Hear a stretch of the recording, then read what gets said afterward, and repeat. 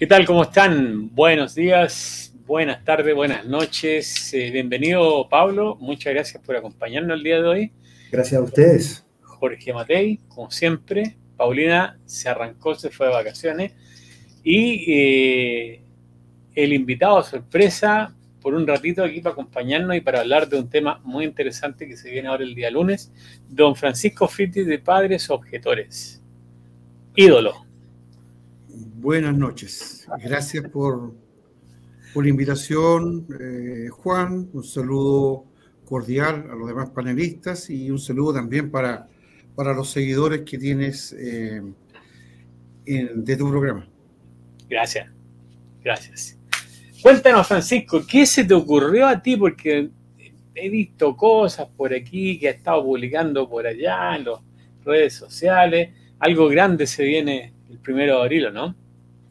Bueno, quisiéramos y soñamos que sea algo grande, pero sí es una iniciativa que no ha dejado indiferente a nadie, pese a que los políticos han sido invitados a pronunciarse, no lo han hecho, pero nosotros, en consideración con lo que pasó en Arica, que en el fondo es meterle pornografía dura a los niños provocando un daño irreversible, el año pasado fue en Talcahuano, que tuvo el agravante de que fueron los niños tocados.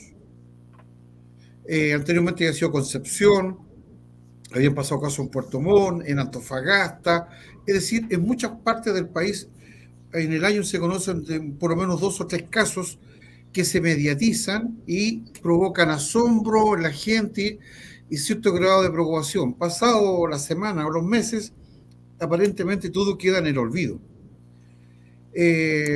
Cuando pasa lo de Arica, las autoridades pasan a decir que es un error de protocolo, que no se cumplió un protocolo. Es una respuesta de contención para limitar esta noticia que no tiene nada de protocolo. Porque lo que se hizo, fue pensado. Hubo un grupo de personas que pensaron estos contenidos, vamos a ir a tal escuela, vamos a hablar con niños que tienen entre 9 y 10 años, y le vamos a llevar este cuestionario. Esto fue pensado de manera fría, calculadora, perversa, porque no, y quizás que otros calificativos más podríamos agregar. Entonces ellos lo hicieron todo a propósito. Cada acción ha sido a propósito. Y hoy día le dan contención, renuncia un Ceremi, sacan a una autoridad como chivo expiatorio, y es como que aquí no ha pasado nada. Cuando en el fondo sí ha pasado mucho. Y lo que ha pasado es que una vez más, es la educación sexual integral, en la ESI, que están metiendo de una manera desesperadamente, porque tienen que cumplir con la Agenda 2030, porque también es parte del acuerdo de solución amistosa que tuvo Chile por la demanda que hizo el móvil por el matrimonio de una pareja del mismo sexo ante la Corte Interamericana, y que sancionó a favor de los demandantes, y Bachelet en su momento firmó de manera íntegra, y ha sido ese avance. De hecho, la reforma de la ley Zamudio está contemplada en ese acuerdo de solución amistosa. Por lo tanto, todo lo que estamos viendo es parte del mismo paquete. Lamentablemente son nuestros niños los que están siendo duramente vulnerados. Los padres también están desconcertados, hay muchos que están tremendamente preocupados, no saben qué hacer, se sienten desorientados, por lo tanto también son víctimas muchos padres. Evidentemente tenemos que reconocer que hay algunos que están de acuerdo, hay otros que le da casi lo mismo, pero hay un porcentaje importantísimo, mayor, que le aterra que sus hijos sean vulnerados, que sus derechos, los derechos de la niñez, se los pasen por cualquier parte, que nadie salga a decir, bueno, vamos a proteger a los niños, simplemente aspirinas, y esto para que se olvide. Por esa razón, Padres Objetores, junto a otras organizaciones, que es un listado largo que no lo tengo a mano, pero puedo decir que estamos junto a Daniel Rosas, con Chile No Te Metas, estamos trabajando duramente en una iniciativa que es el primer paro nacional de padres y apoderados. Nosotros estamos convocando a los padres y apoderados para que el día lunes 1 de abril, no envíen a su hijo a clases. Los que puedan, por supuesto. Hemos contado en las redes, por el público en general, hemos contado con un apoyo notablemente mayoritario. Son muy escasos los que han aparecido dándonos alguna opinión, versión o que nos estén funando, son escasísimos, muy pocos. Lo que lamentamos es que en el mundo político todavía no se escucha nada. Yo me imagino que están todos desconectados por ser un fin de semana largo, pero hay otras organizaciones que están en una misma línea que nosotros, que nos han dicho que no nos apoyan porque creen que no es la mejor iniciativa, y ellos creen que lo mejor es seguir haciendo lobby. Se entiende de que tiene una línea de acción diferente, pero creemos que también es necesario convocar las voluntades de los padres para actuar ahora ya. Comenzar de a poco a mostrarle los dientes al Ministerio de Salud como al Ministerio de Educación o al Estado chileno, que de manera sistemática ha ido avanzando con estas políticas que tantos daños le están haciendo a toda nuestra sociedad. Boric podrán decir que es de estar talado, lo que se le ocurra, pero él sigue siendo un soldado fiel a la revolución y han avanzado en todos los proyectos que se han propuesto. Y está dejando cerrojos, está dejando amarrado. Y nos va a costar muchísimo poder salir de del pantano que nos va a dejar. Y no me refiero a pantano económico, me refiero simplemente a los temas de leyes de amarre valórico. ¿Ya? Entonces nosotros invitamos a la gente, a los padres, que por favor, esto no lo tomen de manera, como dice una persona que conozco, de manera baladí, que no lo tomen de como que es una acción antojadiza de un grupo que exagera las cosas. No, nosotros creo que todavía somos suaves para plantear las cosas. Todavía las cosas no se dicen con toda la dureza y la crudeza que amerita que el Estado chileno esté destruyendo la inocencia de los niños, que esté promocionando los cambios de sexo, transgenerismo, la mutilación, la hormonización, lo cual es terrible. En varios países de Europa están cerrando centros, están dejando de hacer estas prácticas, pero en nuestro país es como que eso es imposible, que es lo que corresponde. Entonces, me parece que el llamado es a los padres para que de una vez por todas reaccionen. Y los que puedan, que adhieran a este paro nacional de padres y apoderados. Y eso es la infinita gracias para ti, Juan, que nos des estos minutos para poder dar a conocer por qué estamos haciendo lo que estamos haciendo. Y lo hacemos con gran convicción, con gran fuerza. Sabemos que nosotros no lucramos con esto. Nadie lucra con esto. Nosotros no tenemos apoyo ni de empresarios, ni partidos políticos, ni de iglesias. Esto es a pulso. Lo que se hace es lo que podemos en nuestros tiempos, dejando de lado muchas cosas personales. Oye, yo soy partidario de un paro, porque les va a dar duro donde más les duele los dineros, porque los colegios no van a recibir la subvención por los niños ausentes ese día. Así que eso va a absolutamente doler harto. Ahora, me extraña que hayan organizaciones que se estén oponiendo a una medida tan dura. ¿Qué es lo que siguen esperando? ¿Se pueden nombrar qué organizaciones son y qué es lo que ellos están esperando? Yo no las voy a nombrar por respeto a ellos, en el sentido de que tienen el derecho también de tener su propia línea de acción, y en eso, perfecto. Si ellos creen que su línea de acción es la correcta, está bien. Yo no voy a hacer obstáculo en ese sentido. Creo que todos nos necesitamos. Nos necesitamos para apoyar, porque esto requiere de fuerza. Necesitamos fuerza para copar y saturar todos los medios.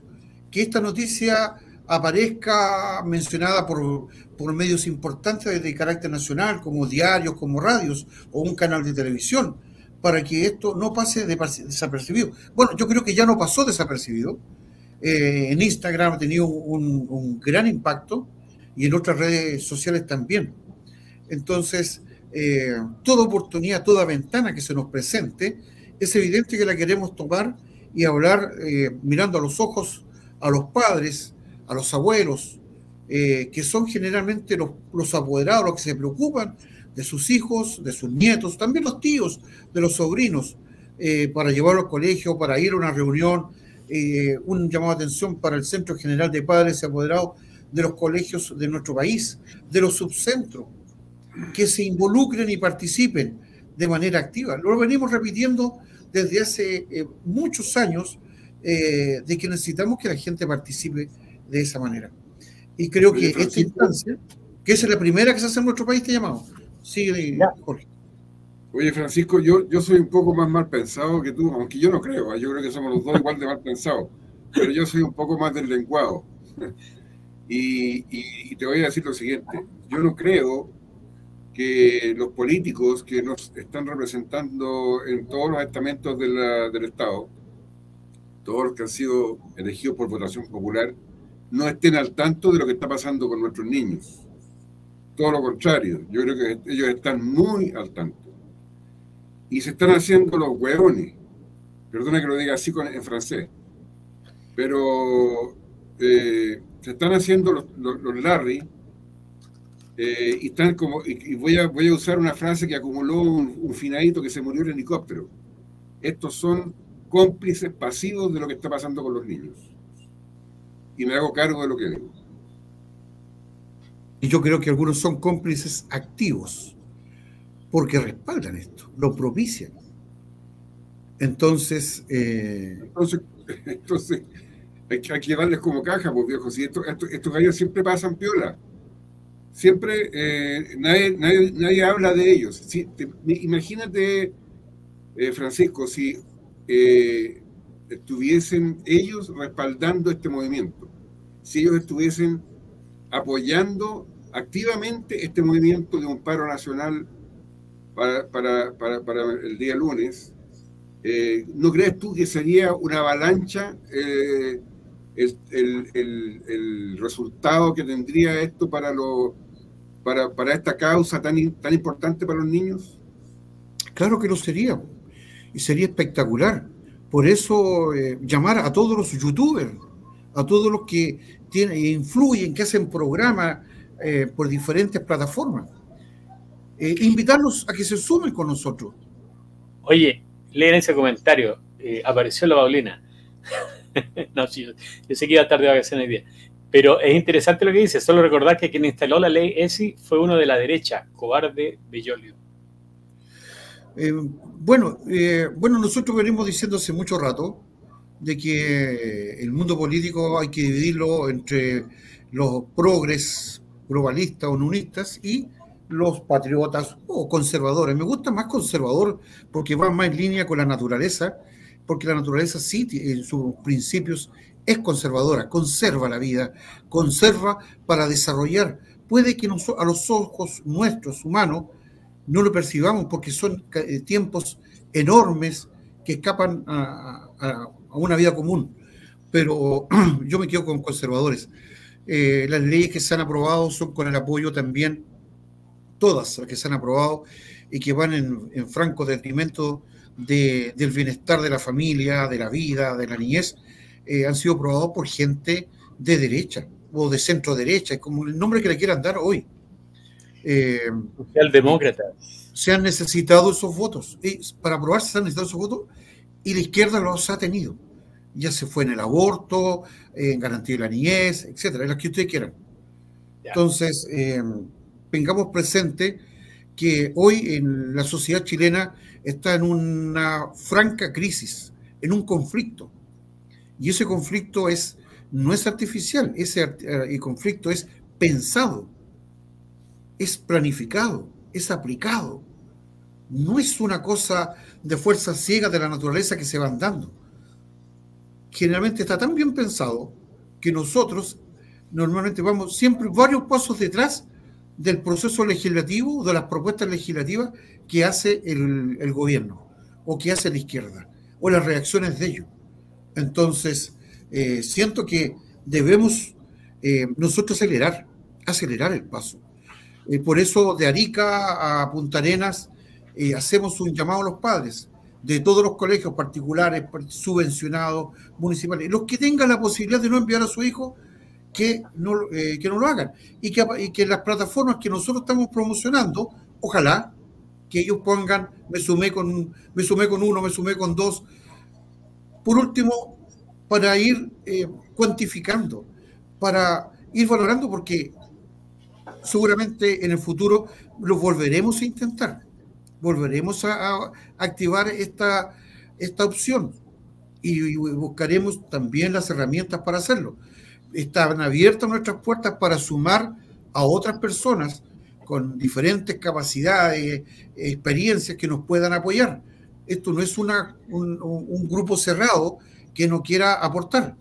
O sea, por ejemplo, Pablo con su inteligencia sería fantástico que a nosotros alguna vez se nos uniera, nos apoyara, que nos entregara todo ese material que él nos puede preparar. Fantástico. Necesitamos. Yo soy el manager de Pablo, así que tenéis que hablar conmigo. Ya. Muy bien. Perfecto. Entonces, yo soy el tesorero que cobra las lucas, así que tenéis claro, que hablar. Aquí no hay lucas de por medio, aquí es solo, aquí hay idealismo puro. Servicio, aquí hay servicio. Y eso nos honra. Eso nos hace felices con lo que hacemos. Podemos tener muchas carencias. Nos pueden criticar estilo, lo que ustedes quieran. Seguramente aparece gente con capacitaciones, con estudios para hacer una campaña profesional y nos encontrarían muchos detalles o errores. Pero en lo nuestro genuinamente hay corazón en lo que hacemos. Hay corazón. Creemos en lo que hacemos. Nosotros nos implicamos. Para nosotros no da lo mismo. Y consideramos que lo que han hecho en Arica, como hicieron en Talcahuano, o en cada lugar de Chile en que está pasando y que no se sabe, me parece que son vidas arruinadas, son vidas destruidas, sueños destruidos. Muchos jóvenes que van a estar más cerca de problemas psiquiátricos, van a estar más cerca del suicidio que de tener una vida plena.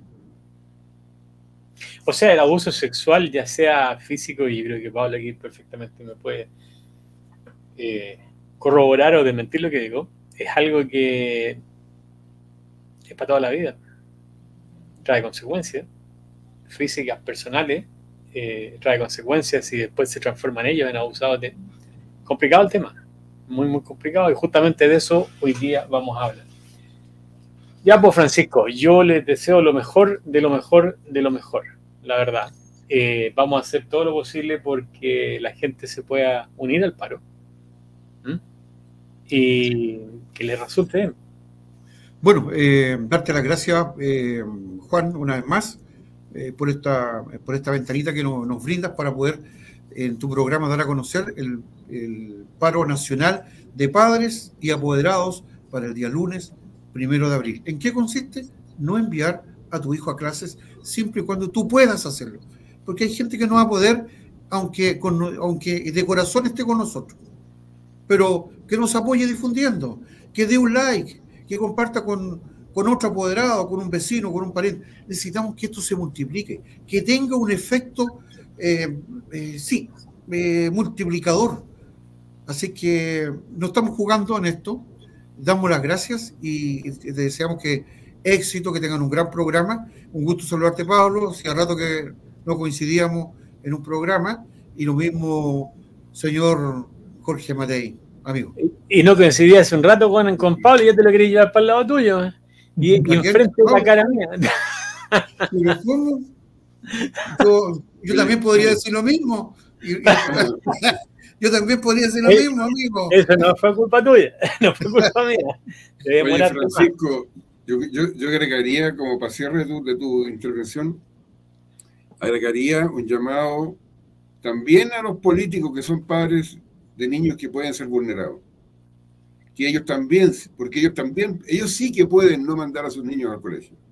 Porque ellos tienen los medios y no dependen de la alimentación en algunos casos, o sea, no dependen de la alimentación de los colegios para sus niños. Entonces ellos perfectamente bien podrían apoyar y participar con algún comentario en las redes sociales. Eso.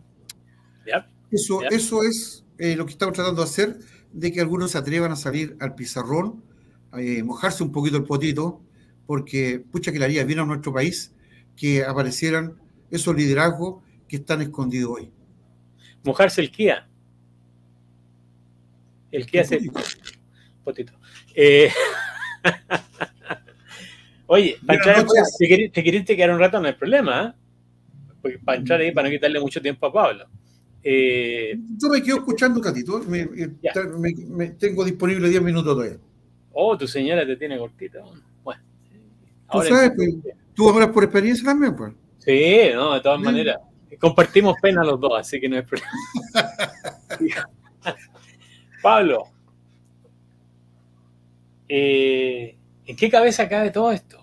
Sinceramente, lo que pasó en Arica y todo lo demás, ¿por qué siguen insistiendo? ¿Cuál es la razón? ¿Es solamente una razón política? ¿O también hay un degeneramiento impresionante detrás de toda esta gente? Porque a mí no me cabe duda. La clave está en lo que acabas de decir. ¿Por qué siguen insistiendo? El verbo insistir ya revela que no se trata de algo aleatorio, de un accidente, de un descuido. No es simplemente que esto sucedió por azar, porque no se observaron ciertos protocolos, como se dijo desde el gobierno. Al ser una acción reiterativa, con insistencia, es de toda razón presumir que se trata de un proceso sistemático y deliberado. Está orientado a producir un cierto efecto, un cierto cambio, ¿no?, en la cultura, en el sistema educativo, en la mentalidad de la gente, de los niños en particular. Es decir, no se trata de algo accidental, sino de algo deliberado, planificado. Y en ese sentido estoy totalmente con Jorge, que decía que él, bueno, es mucho más desconfiado, mal pensado. Bueno, yo creo que deberíamos todos serlo, ¿no? Todos deberíamos ser igual de desconfiados y igual de mal pensados, porque en realidad detrás de esta cuestión hay un proceso más macro, que muchas veces se pierde un poquito en la chimuchina de la noticia, del hecho puntual, del escándalo particular que se estaba vivenciando, en este caso en Arica. Ha sido, como lo estaba comentando recién Francisco, algo que se ha producido en otras localidades del país. Y ciertamente es un eco de un proceso global que está ocurriendo ya hace rato, de mucho antes, en el primer mundo, particularmente en Europa y en Estados Unidos. Y nosotros, como caja de resonancia aquí abajo, llegamos tarde, pero llegamos al mismo proceso que, insisto, es totalmente planificado. Entonces yo lo que propondría, para tratar de entender lo que está pasando, es primero tratar de comprender dos cuestiones.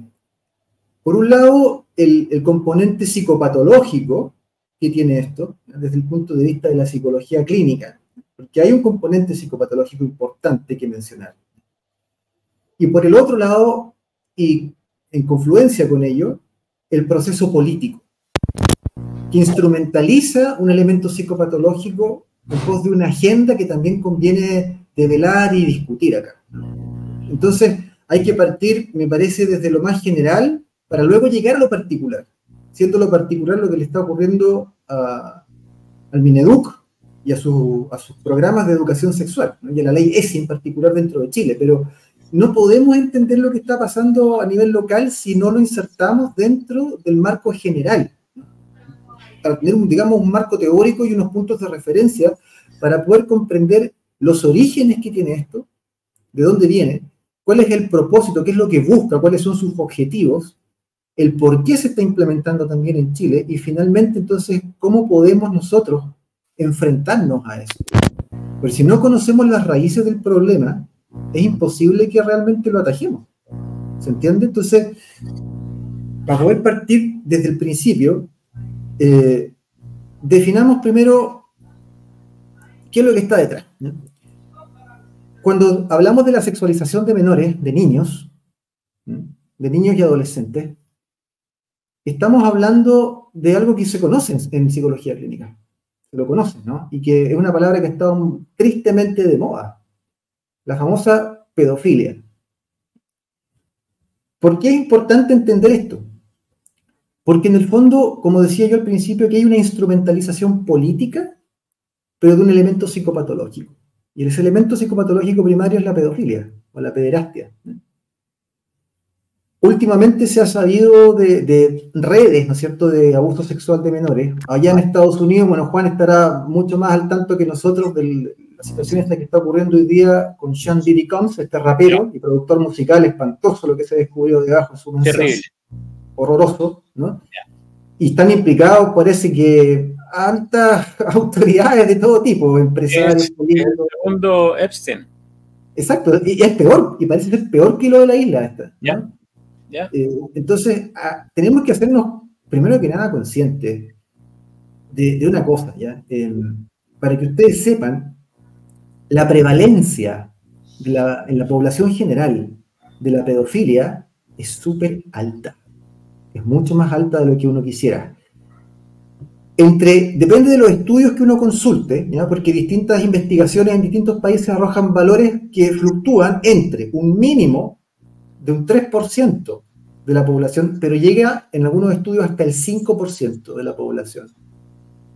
Y debido a que la pesquisa es difícil de hacer, porque en general es un tema muy tapado, muy oculto, ¿no? Probablemente la realidad esté más cerca del 5% y de seguro lo sobrepasa, ¿ya? Pero quedémonos siendo conservadores y prudentes con ese 5% como límite máximo. El 5% de la población significa que una de cada 20 personas que nosotros conocemos es pedófila. Una de cada 20. Es altísimo, porque nosotros conocemos más de 20 personas, o sea, todo el mundo tiene una alta probabilidad de conocer al menos un pedófilo, 2 o 3, sin saberlo, sin tener ni idea. Generalmente la pedofilia se da más en hombres que en mujeres. Hay una prevalencia de 5 veces más hombres que mujeres. En mujeres también se da, pero es menos frecuente. Hay 5 veces más hombres. Ahora, ¿qué se requiere para ser diagnosticado como pedófilo?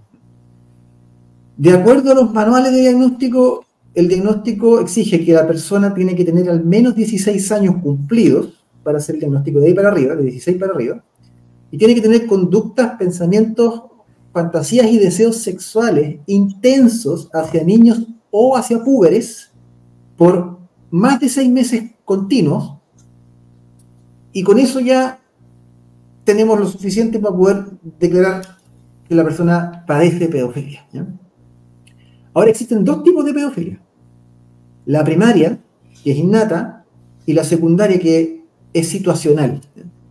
Hablamos de pedofilia primaria o innata cuando esa pedofilia es una orientación sexual exclusiva hacia niños, o sea, la persona solamente se excita con niños o prepúberes, solamente con ellos. O sea, no manifiesta ningún interés sexual en adultos, ni en jóvenes, solo niños. La conducta además tiene un carácter fuertemente compulsivo, o sea, la persona insiste reiterativamente en ella y no la puede controlar. Es una impulsividad que él no puede reprimir. Lo otro es que en la pedofilia primaria, el pedófilo considera que los ataques sexuales que él ha perpetrado o planea perpetrar son algo justificado y son de hecho una conducta apropiada. Y suelen para esto atribuirlo a que el niño, el menor, supuestamente lo sedujo, ¿no? Habría una conducta de seducción en el menor, y eso justificaría que él actúe abusando, ¿no? O en otros casos lo explican como una suerte de educación sexual para el niño, como que yo lo estoy educando, ¿no? Yo le estoy enseñando la sexualidad y por lo tanto es un bien para él, ¿no? La conducta del pedófilo primario además es planificada. Ellos estudian al niño, se acercan, normalmente consiguen trabajo como el tío del furgón, como el señor del aseo en un colegio o en un jardín infantil, ¿no es cierto? O en organizaciones benéficas para niños, muchas veces en orfanatos, buscan al niño, ¿no? Y es planificado, es sistemático, es frío, es calculado, ¿no? Y en eso se parece mucho, y de hecho está emparentada este tipo de pedofilia con la psicopatía. De hecho, se podría hipotetizar que es un subtipo de psicopatía, pero orientada a dañar a los niños, ¿no? Y lo otro es que como parecido, digamos, también con la psicopatía, es que esta gente no padece de culpa, no experimenta remordimientos ni sentimientos de vergüenza por sus abusos. Cero remordimiento, cero arrepentimiento, ¿ya? Ni siquiera vergüenza de que se sepa, ¿ya? O sea, realmente son un tipo de psicópata, ¿ya? Y el otro es la pedofilia secundaria o situacional, que se da en personas que no tienen una orientación sexual exclusiva hacia niños, sino que normalmente se sienten atraídos por adultos, ¿sí? Pero ocasionalmente, por situaciones puntuales, episódicas, cometen un abuso sexual contra un menor. Y suelen estar esas conductas motivadas por estrés, una mezcla de estrés, soledad, bajísima autoestima, en individuos con una inmadurez de la personalidad bastante grave, ¿sí? Con enormes inseguridades y con una alta hostilidad hacia el resto de la sociedad. Ellos, en cambio, a diferencia del anterior, tienden a percibir esta conducta como algo anómalo, como algo que está mal, lo que hicieron, y sí experimentan sentimientos de culpa, remordimiento y vergüenza, a diferencia del pedófilo primario. Son esos dos tipos. Ambos, obviamente, son igual de dañinos para el niño, no hay ninguna diferencia, pero sí la experiencia, digamos, subjetiva del individuo y la peligrosidad es mayor en el caso del pedófilo primario, porque es más sistemático, porque es más frío, más calculador. El otro es más una cuestión ocasional y situacional, que de todas maneras no hace ninguna diferencia frente al crimen, digamos, el delito es el mismo y merece la misma pena, fin del cuento, ¿no? Pero por un tema de clínico conviene conocer esa diferencia, ¿no? Distinguirla. Y entonces, a eso hay que sumar el hecho de que hay un gran misterio, y es que imagínense que actualmente a marzo del año presente, del 2024, la PDI tiene un registro de 350 niños que están extraviados, perdidos, nadie sabe qué fue de ellos. Y eso que no tienen idea de los niños que entran por la frontera y que exactamente, y que son NN porque nadie sabe que existen. Pero los que sabemos que existen en Chile hay 350 hasta el día de hoy que están extraviados, nadie sabe de su paradero. Pero si consideramos las mismas denuncias por este motivo de desaparición de niños entre el 2020 y el 2023, la cifra de esas denuncias asciende a 32.000 casos en Chile. 32.000 extravíos de niños. Algunos se han resuelto, otros no. Los que están totalmente pendientes de pistas o algo que quede con ellos son 350. Pero esto que vivimos acá en esta pequeña isla, que es Chile, no es nada comparado con el nivel mundial. A nivel mundial, se pierden o desaparecen por completo del planeta 8 millones de niños. 8 millones de niños por año. Eso significa que desaparecen unos 22.000 niños por día en el planeta. Imagínense. Obviamente no todos van a parar las redes globales de la pedofilia, pero muchos sí lo hacen. Hay otros que son asesinados por el tráfico de órganos, por ejemplo, o bien son usados como mano de obra esclava o semi-esclava. Exacto. En países del tercer mundo especialmente. Pero un gran porcentaje de esos 8 millones de niños desaparecidos anualmente terminan en las redes de pederastia. A eso, sumémosle lo siguiente. Voy bajando un poquito más hacia lo concreto, ¿no? Existe el movimiento activista pedófilo. Existe el movimiento activista pedófilo, ¿no? Comenzó en Holanda, allá por la segunda mitad de los años 50 y especialmente fuerte se hizo en los años 60. ¿Y saben con quién partió esto? ¿Quién fue el que inventó el movimiento activista pedófilo holandés y luego mundial? Un psicólogo y sexólogo holandés. Frits Bernhard se llamaba, falleció en 2006. Frits Bernhard, psicólogo y sexólogo holandés. Fue un experto activista por los derechos LGBTI, participó activamente en varios movimientos de esa corriente, pero él dentro de este movimiento se especializó en la defensa de los pedófilos, específicamente porque él quería que el movimiento LGBTI incorporar a la pedofilia como parte de la diversidad sexual. Y fue muy activo en esto, y hasta cierto punto bastante exitoso durante la década de los 60. Después, ya la década siguiente eso desapareció, lo borraron, pero en los 60 estaba. Y hay evidencia de lo que estoy diciendo, se puede chequear, se puede googlear, es evidencia histórica. En los 60, muchos grupos de movimientos de esa corriente ideológica habían incorporado a la pedofilia y después, hoy día ya no está, por supuesto que hoy día ya no está, la sacaron, ¿no es cierto? Pero en su momento estuvo, ¿no? Y fue gracias a el activismo de Frits Bernhard.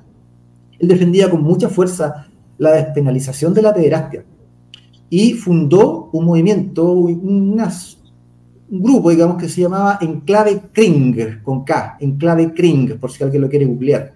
Fue la primera asociación de activismo pedófilo del mundo.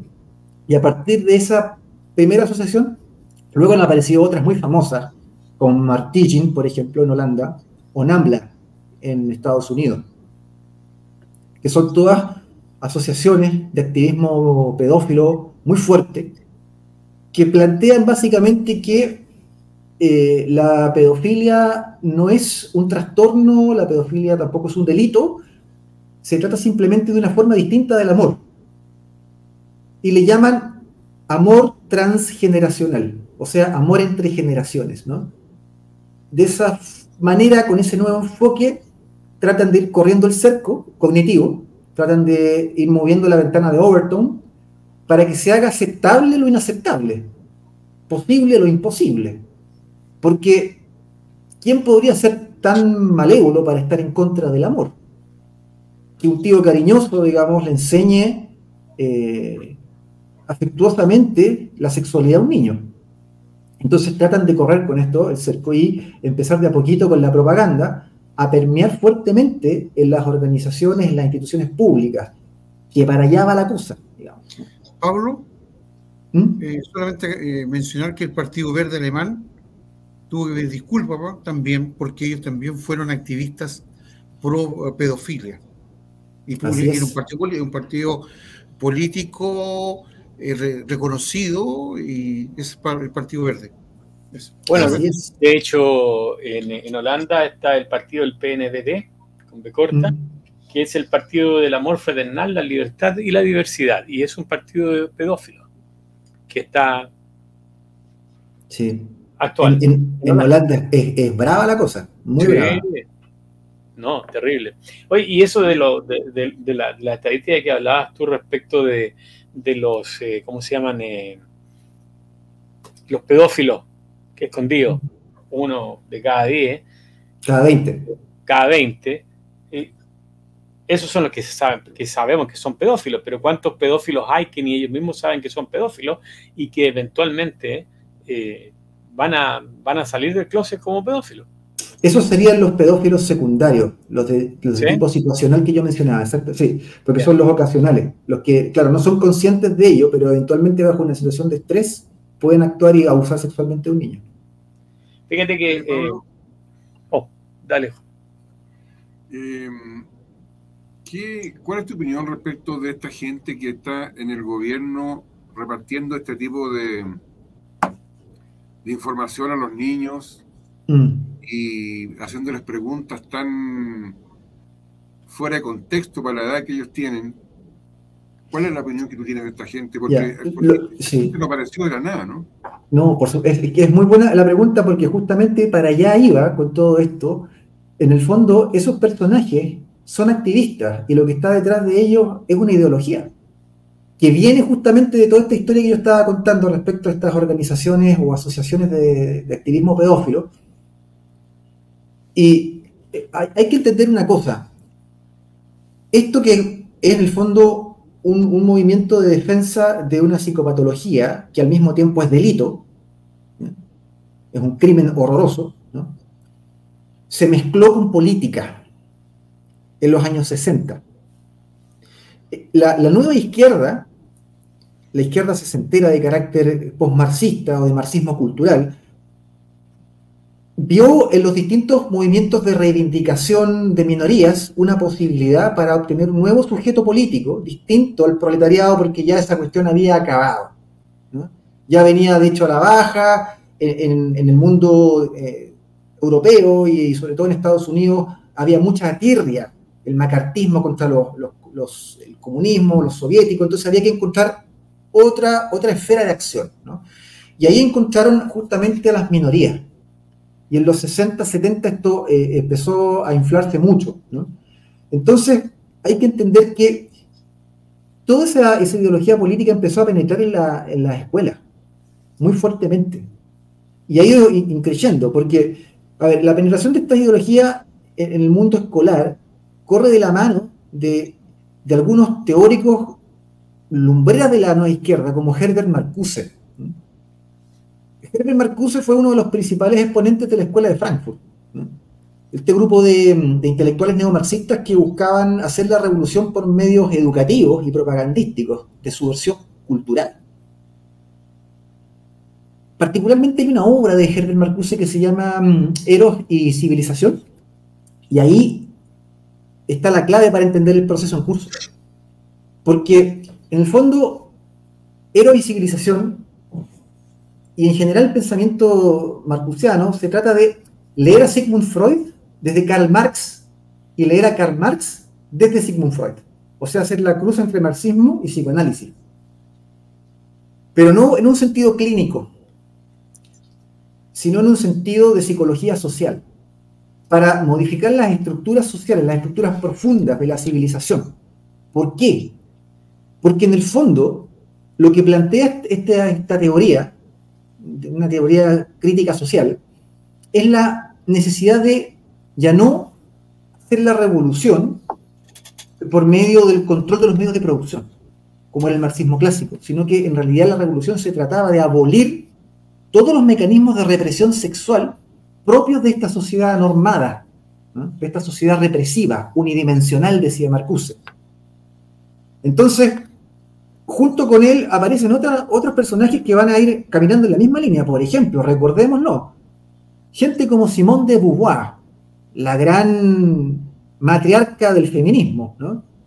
Jean-Paul Sartre, el filósofo, pareja de Simone de Beauvoir, o Michel Foucault, el teórico favorito de la nueva izquierda, firmaron una carta manifiesto en defensa de un puñado de pedófilos franceses que habían sido condenados por la justicia tras abusar sexualmente de varios niños.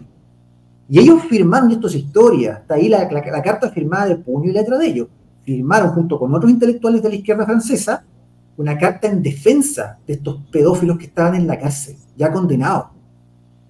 Entonces, de Beauvoir, Sartre, Foucault, al igual que Marcuse, son grandes referentes intelectuales de esta nueva izquierda postmarxista, y que empiezan a ver en estos movimientos de reivindicación de minorías sexuales una posibilidad para hacer la gran revolución, ya no una económica, como lo planteaba Marx y Engels, sino una cultural, al estilo de este neomarxismo, que ha estado muy en boga desde la escuela de Frankfurt. Y ese enfoque no busca acabar con la opresión de la burguesía sobre el proletariado, sino destruir la represión de la cultura normativa sobre las pulsiones y deseos del individuo. Y el deseo pedófilo es la última frontera a liberar. Digamos que es la meta final a alcanzar para acabar con este sistema represivo y controlador sobre el que se sustentan todas las jerarquías de poder, las normas represivas del deseo y de la libido, y todas las formas socioculturales de opresión del eros. El eros como la gran potencia creativa de la vida que no puede ni debe ser reprimida para que podamos alcanzar una sociedad libre y feliz. Esa es la idea. Porque realmente el problema del patriarcado, del capitalismo, del sistema, ¿no?, opresivo y normativo que tenemos, es que reprime desde la más tierna infancia en los niños, por medio del sistema educativo y familiar, reprime la expresión libre de la libido, de las pulsiones sexuales del niño. Y por lo tanto, la manera de hacer la revolución en lo más profundo, en el corazón mismo del individuo y de la psique, es liberar los impulsos del inconsciente del niño por medio de un nuevo sistema de educación sexual. Pablo. Y eso está en línea con el proyecto de la nueva izquierda que se gestó en los 60, pero que recién en nuestra época tiene una verdadera oportunidad, gracias a estos políticos miserables, para implementar el plan en la educación de los niños. Pablo, yo te voy a agregar que a los personajes que tú mencionaste, hay un personaje que hizo escuela en los psicólogos, que fue Kinsey, y a partir del cual se implementa la idea de que los niños tienen goce sexual aunque fuesen pequeños, porque él experimenta con eso y viene todo ese abuso, y se complementa muy bien cuando aparece Margaret Sanger, que va a tener una visión de la eugenesia, del aborto. Por lo tanto, son personajes nefastos, absolutamente dañinos para la vida, ¿no? Para la sociedad como tal. Totalmente. De hecho, el caso de Alfred Kinsey y sus pioneros estudios sobre sexualidad humana es muy interesante. El tipo era un degenerado, no hay que decirlo. Cometió varios abusos con sus estudiantes universitarios a los que utilizaba como conejillos de India. Y viene muy a cuento lo que menciona Francisco, porque yo no sé si ustedes leyeron la noticia, pero hace 2 o 3 días salió un escándalo, porque resulta que el MinSal, el Ministerio de Salud acá en Chile, se le ocurrió utilizar nuestros fondos públicos pagados con nuestros impuestos para financiar un supuesto estudio sobre los efectos médicos, los efectos biológicos de las orgías con sexo y drogas que se conocen como las chemsex o chemsex parties, ¿no? En donde se hacen fiestas donde corre el éxtasis, la cocaína, la ketamina, todas las drogas había imaginadas, y los participantes, junto con estar drogados, tienen sexo grupal, entre ellos normalmente sexo, digamos, homosexual, ¿no? Porque esa era la idea del estudio. Y se iba a hacer un estudio por método etnográfico de observación participante. ¿Qué significa eso en metodologías de la investigación en ciencias sociales? La observación participante salió justamente de los estudios antropológicos, en donde los antropólogos iban, por ejemplo, a una tribu en África o en Oceanía, y no solamente se quedaban al margen observando y registrando los rituales religiosos, las ceremonias con drogas, por ejemplo, que utilizaban los chamanes, sino que participaban activamente como un miembro más de la tribu, en el consumo de ese enteógeno, en las danzas extáticas, en los rituales de la tribu. Y eso es observación participante, es parte de los métodos etnográficos de investigación antropológica. Con esa metodología de observación participante, voluntarios del MinSal iban a participar en el consumo de drogas y la participación en una orgía sexual colectiva. En nombre de la ciencia. Exacto, se iban a sacrificar en nombre de la ciencia, ¿no? Y en nombre del avance de los conocimientos médicos para el Ministerio de Salud. Y entonces, pagados por nuestros impuestos, iban a comprar drogas, iban a participar en una orgía sexual colectiva, y a continuación se les harían los exámenes médicos para ver qué había pasado en su cuerpo. Bueno, este escándalo se supo, porque alguien parte de gente del MinSal, digamos, de funcionarios, parece que lo encontraron tan escandaloso que hablaron con la prensa, se supo, y ahí tuvieron que bajar el experimento. O sea, eso que nos puede parecer una cosa sacada de otro planeta, es lo que hacía justamente Alfred Kinsey, solamente que sin drogas. Es lo que hacía Kinsey, precisamente en su estudio, con salas de espejo. Los psicólogos siempre han usado salas de espejo, que son estas salas donde está el clínico, está el paciente, están interactuando en una sesión de psicoterapia, pero hay un espejo que no es espejo. Parece espejo desde un lado, pero por el otro en realidad una ventana, y hay un equipo que está tomando notas, ¿no es cierto?, que está observando y registrando todo lo que pasa. Bueno, se usaban esa sala de espejo, pero del otro lado, en vez de haber un psicólogo con su paciente, o una sala de terapia de grupo, por ejemplo, lo que había era gente teniendo sexo. A veces una pareja, pero a veces grupos, ¿no? Orgías. Y Kinsey se ponía al otro lado, o a veces él mismo hacía observación participante, justamente, ¿no? Y participaba en las orgías que registraba también en nombre de la ciencia. Y esa ideología que surgió ahí, ¿no?, que en el fondo, que lo es, ya no es ciencia, lo que surgió ahí fue esta nueva izquierda, ¿no?, que plantea que la manera de hacer la revolución, de poder derribar el patriarcado, el capitalismo, el sistema neoliberal, todo el sistema opresivo y normativo que nos rige, es liberar la sexualidad humana. La familia es liberar, y la religión, el cristianismo, es liberar las pulsiones sexuales de toda represión posible, porque por ese medio vamos a volver a un supuesto estado paradisíaco como Adán y Eva, ¿no?, en el Edén, donde no había pecado, no había distinción entre el bien y el mal, todo era posible, todo era libre, todo era feliz, porque no había represión. Pablo, y eso sería el nuevo paraíso. Y por eso hay todo un impulso en sitios pornográficos y otras donde se promueve mucho el incesto. Eso es otra cosa terrible. Sí. Hay una promoción tremenda.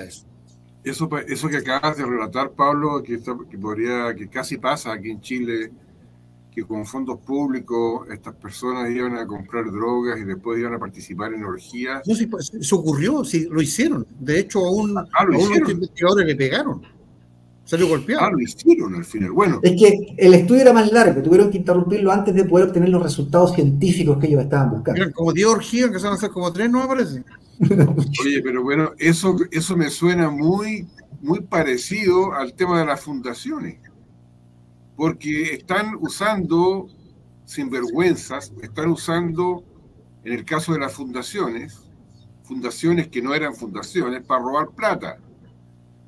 Acá lo que estaban usando es un supuesto estudio científico para tener sus fiestas pagadas por todos nosotros. Entonces, bueno, así es. Tal cual. Eso es ya el extremo del degeneramiento y de la frescura sin vergüenza, y todo por culpa de que no tenemos buenas leyes, que cuando estos gallos los pillan no pasa nada. No, por culpa de votar por mala gente, porque bueno, Boric no llegó por accidente. Los diputados y senadores mediocres, flojos que están ahí, no llegaron por casualidad. Los 6 buenos, los 6 que se salvan, pero no todos. 3. Hay un porcentaje que no hace su trabajo. 3. El resto son todos los vagos. Puede ser coincidencia que todo esto que está pasando tiene un eco muy sospechoso a eso que decía Herbert Marcuse, de que había que usar lo obsceno y lo indecente como herramienta de subversión cultural para hacer la revolución. ¿Y qué dijo Boric? ¿Coincidencia? ¿Y Boric qué dijo que había que hacer la revolución con quién? Con el lumpen. No es más de lo mismo. Todo sirve. Lo importante es desestructurar, lo importante es acabar con todo el orden establecido, con la normatividad, finalmente, con cualquier forma de represión. Lo mismo, los ataques a carabineros, la yuta asesina, ¿no? Los represores del Estado. Todo es contra la represión. Pero la última de las represiones, el último de los mecanismos, al final, la gran conquista a la que aspiran, es eliminar la represión sexual. Por eso vemos, por ejemplo, que los movimientos feministas que han estado muy activos en Chile desde el 2018, 2017 en adelante, salen a la calle a provocar a las policías y a la gente en general con manifestaciones sexuales. Mujeres jóvenes desnudas, ¿no? Con una cola de caballo clavada en el trasero, haciendo bailes, ya no son eróticos, son bailes pornográficos, degenerados totales y asquerosos, ¿no?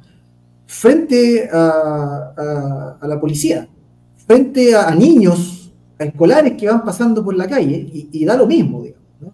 Y ellas tienen derecho a esparcirnos por la cara toda esta repugnante escena, y nosotros no tenemos derecho a decir nada, porque si reclamamos es porque somos unos machistas, unos misóginos, unos viejos vinagres, represores, ¿no es cierto? Somos ultraconservadores, todo lo que quieran. O sea, ya se han perdido los límites de la razonabilidad, ya no hay ningún sentido de la honra ni de la vergüenza, ¿verdad? No la hay, porque este proceso ha sido dirigido, calculado, planificado desde el primer momento. Surgió en los años, a mediados de los 50, explotó en los 60, se desarrolló mucho de la mano del hipismo, allá donde vive Juan, en la cuna de toda esta porquería, ¿verdad? En California, Los Ángeles, San Francisco. Son todos californianos. Aquí son todos. Yo pasé por ahí, ¿eh? Yo pasé por ahí. Claro, pero Juan no es hippie, ¿eh? No se vayan a llevar por el aspecto de él, no es hippie, no. No, yo soy un baby boomer, producto de los hippies. Esa es la realidad. Oye, entonces, ¿qué es lo que está pasando en la escuela, po? ¿Es un accidente lo que pasó en Arica? ¿O es que es parte evidente de un proceso estructurado, planificado, pensado, sistemático, ¿no? Que viene de afuera, llegó a Chile y llegó para quedarse a menos que hagamos algo? Aquí estamos ante un grupo de gente que está abusando de la gente de bien, que está enseñada desde chico a respetar a los demás y a respetar la ley. Y esta gente lo que hace es pasarse por cierta parte el respeto hacia los demás y el respeto a la ley. Y lo más trágico es que lo hacen impunemente, Por eso que yo insisto tanto sobre eso. Lo hacen impunemente por culpa de estos desgraciados que tenemos en el Congreso, los políticos de siempre. Por eso que cuando tengamos elecciones, señores, en la próxima elección ahora en octubre, acuérdense, dejemos de votar por estos vagos sinvergüenzas que nos han venido estafando durante 30 años. Esto es lo que estamos hablando ahora, es todo es causa de la inoperancia, de su falta de respeto hacia nosotros como ciudadanos, y porque son unos degenerados. El problema no está ahí, ese es parte del problema. El otro parte del problema es ese comentario, mucho nazi por acá. La ignorancia absoluta de la persona que hace este comentario confirma lo que uno aquí está diciendo. Dice que se va, así que Chaolín nomás. Yo le vamos a dar una empujona. Yo le pediría a Juan Padilla que se fije en un apellido. Claro. Ya. A ver si se le ocurre algo. Claro, no, yo creo que no le da para tanto. Ya se fue. Oye, para mí el problema es grave, lo conversábamos la otra vez, Pablo, y lo voy a tocar porque hoy día justamente lo mandaron a un grupo de WhatsApp donde yo estoy ahí observando y opino de vez en cuando sobre el nivel intelectual del chileno. Y para mí eso es lo que a mí me complica. En lo que va corrido el año nosotros hemos pasado por muchos casos muy, muy especiales, ¿ya? El que acabas de nombrar con el Ministerio de Salud y su festoca, el problema de las clases, lo que están haciendo al tratar de meter la ESI, lo que pasó con el colegio en Talcahuano, que lo nombró Francisco, el asesinato de una pareja de adultos mayores que después fueron descuartizados y puestos a la parrilla, el caso del teniente Ojeda, solo por nombrar algunos de los últimos casos. Pero todo pasa al olvido con otra cosa nueva, ¿ya? Con otro escándalo nuevo. Y uno de los escándalos que a mí me llama mucho la atención, y con esto que voy a decir, yo no estoy para nada defendiendo al tipo porque yo no sé la historia, es el caso de Cristian Campos, el actor. Justo, para mi gusto, sale ahora para tapar todo esto. ¿Por qué 20 años después venir a abrir la boca? Si está bien, si le pasó a ella, que lo haga, pero para mí no pasa más allá de ser otro volador de luces nomás, una cortina de humo. Y el problema no, para mí no es ese, porque esa es la táctica de la izquierda y ha sido así por los últimos 4 años y medio. La gente nunca ha podido encontrar el algoritmo correcto para ponerse de acuerdo y poder de una u otra manera contrarrestar esto de forma política. Lo hicieron obligatoriamente en los 2 plebiscitos. Las razones son diferentes, porque se lograron poner de acuerdo, pero ahora la gente lo único que hace es retuitear todos los escándalos de la izquierda y viene la izquierda y les saca uno nuevo y los vuelve a cambiar, les vuelve a cambiar el switch. ¿Hasta cuándo la gente va a poder mejorar un poco su capacidad intelectual y darse cuenta que los están engañando? Pablo. Eso está súper difícil, Juan. Yo de verdad, respecto a ese punto, soy súper pesimista, pero pesimista basado, digamos, en un realismo descarnado, porque es tal el nivel de distracción al que estamos sometidos permanentemente, más ahora con estos aparatitos, ¿no? Con las redes sociales y todo, que es altamente improbable que una cantidad importante, digamos una masa crítica suficiente, de repente tome conciencia de lo que le están haciendo, se dé cuenta de lo que está pasando y decida hacer las cosas distintas, tomar decisiones más sabias, ¿no? Más inteligentes. Es altamente improbable. Sí puede ocurrir con algunas personas que eventualmente a nivel individual, muy personal, hagan un cambio y decidan desconectarse un poquito de la Matrix y pensar a vuelo de pájaro desde arriba, ver las cosas desde lo alto, salirse del barro. Pero eso ocurre como un despertar de conciencia, como un chispazo muy personal, una cosa muy individual y por lo mismo muy escasa. Las grandes masas no van a tener un despertar colectivo. No van a despertarse un día en la mañana 10 millones de chilenos, 15 millones de chilenos, ni siquiera 1 millón de chilenos, y decir, basta ya, nos están engañando, nos han hecho estúpidos todo este tiempo, así que no vamos a seguir participando de este show, no vamos a seguir consumiendo la basura a los matinales, no vamos a seguir pendientes de la farándula, no vamos a seguir como verdaderos lemmings a estos políticos que les meten el dedo en la boca y una y otra vez, y se repite, y se repite, y se repite, y nunca aprenden. Realmente eso no va a pasar. No va a pasar. Y con eso cuentan los políticos, con eso cuentan incluso muchos empresarios también, que usufructan de esto, de la estupidez humana, porque no nos olvidemos que los grandes controladores de las empresas en Silicon Valley, ¿no es cierto?, de todas estas, los TikTok, los Instagram, ¿no es cierto?, los grandes mecanismos de distracción de masa, son gente que está ahí por dinero, no está ahí por ideología realmente, ¿no? Ellos van para donde más calienta el sol. Y puede ser al final que esta noticia que tú mencionabas, ¿no?, sea real. Puede ser que a lo mejor, no sabemos, ahora Cristian Campos tiene derecho a la presunción de inocencia, como corresponde, ¿no es cierto?, hasta que no se demuestre en tribunales lo contrario. Ahí tenés pregunta, Verde. De verdad, a ver, sí, no necesariamente porque hayan pasado 20 o 30 o 40 años es mentira, ¿ya? De una cosa no se sigue la otra, ¿ya? Puede haber muchas razones por las cuales una persona calla o lo comenta solamente en su círculo más íntimo durante 20 años y después decide revelarlo. Pero aquí está el punto al que yo quería que responda un poco a esta pregunta, ¿ya? Solo supongamos que la denuncia es verdad. Apareció 20 años después.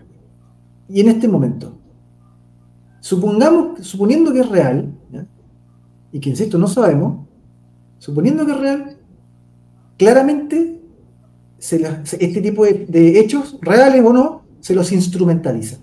Exacto. Se los instrumentaliza, ¿ya? Entonces no es un tema de que porque se lo está instrumentalizando debe ser mentira, puede ser verdad, pero está siendo instrumentalizado igual, o puede ser mentira y está siendo instrumentalizado igual también, ¿me entienden? No tiene que ver con eso, tiene que ver con el timing, con los momentos en que aparecen ciertas noticias, ¿no?, que son maquinadas. Son como las armas de Carrizal Bajo. Claro. Están, nadie sabe, pero están y las van a usar. Exactamente, se espera el momento. Muchas veces se tiene en carpeta un montón de hechos que se tienen que ir soltando a cuentagotas según la necesidad, porque los medios de comunicación de masas, no lo olvidemos, responden a ciertos intereses. Eso de que el periodismo es objetivo e imparcial es un chiste, digamos. No existe esa cosa. Todo medio responde a ciertos intereses. Hay una línea editorial, hay unos dueños, un grupo de accionistas, y también hay un montón de lobby, de vínculos, de redes de poder. Hay telefonazos desde los palacios de gobierno, desde los ministerios, hay presiones, ¿no es cierto? Hay una red enorme de influencia detrás de esto. Exactamente, y un caso clave al respecto, ¿no? O lo que pasó con Penta y Sokimich, que era conveniente que se difundiese la noticia cuando atacaban solamente a Jovino Novoa y a la UDI, cuando lo afectaba el caso Penta, pero cuando apareció la lista Sokimich y se supo lo que estaba pasando, que afectaba también a los partidos de la ex concertación y a la izquierda, la señora Bachelet pegó un telefonazo al Servicio de Impuesto Interno y le ordenó al director que parara las investigaciones y que no hiciera ninguna denuncia más, porque lo estaba mojando a ellos. Y ahí se acabó la noticia. Y así funciona esto, ¿no? Entonces, no hay que ser ingenuo. No hay que pensar que un día va a haber una masa crítica enorme de chilenos que van a decir, oh, así funcionan los medios de comunicación, o hay una manipulación con el timing, y real o irreal el hecho, se lo instrumentaliza políticamente, y salen a cuentagotas según necesidad de los grupos de poder. No, eso no va a pasar, no seamos ingenuos, ¿verdad? Y lamentablemente tenemos que funcionar y operar sobre el terreno de la realidad, es lo que hay. Y así como el péndulo va para un lado, después va para el otro, ¿no? Y es lo mismo, o sea, tristemente hay que operar de forma táctica, ir viendo en la marcha, con una estrategia de fondo obviamente más amplia, pero ir viendo en la marcha cómo se van dando las oportunidades y surfear la ola. Pero esperar un cambio así, un despertar colectivo, como se decía para el 18 de octubre, ¿se acuerdan que Chile despertó? Bueno, Chile va a seguir durmiendo sueños ad infinitum y cada vez más. Yo creo que el chileno tiene muy, muy bajo el nivel de paciencia en ciertas cosas, que de un momento cuando algo ya le molesta ya no quiere saber, solamente se deja llevar. Al menos así lo veo yo. Y por decirte de estas cosas de que la gente no piensa, que no es pensamiento crítico y menos propio, uno de los que más me llama la atención es cómo se dejan llevar por todos aquellos que pretenden ser líderes o caudillos en este momento en la misma derecha. Es vergonzoso cómo la gente piensa en Chile. Estamos mal, muy, muy mal. ¿Cómo hacer cambiar eso? La verdad es que no tengo idea. Complejo. Es complejísimo. Y hay otra cuestión, hay otra cuestión importante también de cómo opera el chileno medio. A pesar de que a los políticos les gusta decir, digamos, como que Chile está polarizado, y como que hay un grupo muy radicalizado a la izquierda y otro muy radicalizado a la derecha, lo cierto es que la gran mayoría de la población ni siquiera está politizada, menos polarizada. Porque la población, cuando ve que en la televisión están pasando noticias de estas trifulcas políticas, lo primero que hace es cambiar el canal. Así que, ¡qué lata, políticos! ¡Pum! Lo cambia. Y pone un matinal lleno de estupideces y de frivolidades. Un programa de varieté, de tonterías. En eso está la gente. 2% el nivel de aprobación de los partidos políticos. 2%. Ahí está. Y la Rosana está de acuerdo con nosotros. Estrategia para desviar la atención. Los que sí están muchas gracias, Dinarda. Los que sí están muy alineados con la política son los de ese 30% irreductible. Exacto. Esos sí que sí están politizados, pero el resto de Chile, maní. Exactamente. Mira, eso no lo sabía, supuestamente sí, es psicóloga. Correcto. Es psicóloga, sexóloga feminista. Sexóloga feminista. Sí. Fíjate que el otro día mi señora escucha a veces el canal de la Patricia Maldonado. A mí no me gusta personalmente. Y me contaba el caso de que creo que estaba ahí la Raquel Argandoña y estaba, no sé quién más, estaba este gallo, el Jordi Castell. Y le preguntaba a ella, Jordi Castell, si conocía a esos bares, no sé cómo se llama, que están en Europa. Y él le nombraba uno de acá en Nueva York, donde hay salas adentro oscuras, donde tú te puedes meter con cualquier persona sin verle la cara, nada. Y hay otras salas que tienen hoyos, donde la persona se puede, del otro lado, puede sacar su miembro, poner su parte y hacer que le hagan lo que quieran. Yo digo, perdóname, pero ese tema no es para un canal y no importa que la mierda sea a las 3 de la mañana o a las 4 de la mañana. Menos si es que va a quedar público. Porque estamos normalizando algo que no se puede normalizar. Del momento en que ellos lo ponen como un ejemplo, y no creo que haya sido la intención de ellos, pero el momento en que lo ponen como un ejemplo, otro país desarrollado se hace, puta ya, pues, vamos, hagamos lo mismo acá. Debe ser bueno si se hace en Estados Unidos. Exacto. Exactamente. Nos dijeron la dirección, sí. Pero bueno. Qué horror. Por eso estoy picado. No, es horrible, te digo, sinceramente a mí esta cuestión me tiene muy, muy complicado ver. Yo pensé que después del plebiscito del año pasado y después de que la gente se fuera de vacaciones, íbamos a tener quizá un análisis un poco mejor, como tendríamos que haber estado empoderados porque la en contra ganó. Veo que seguimos siendo los mismos estúpidos de siempre. ¿Sabes qué pasa, Juan?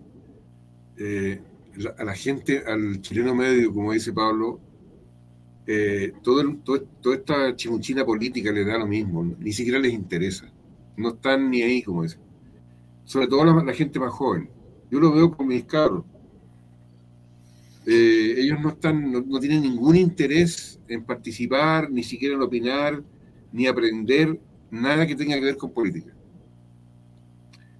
Pero están obligados a ir a votar ahora. Antes ni siquiera estaban obligados y no iban. Ahora van porque están obligados.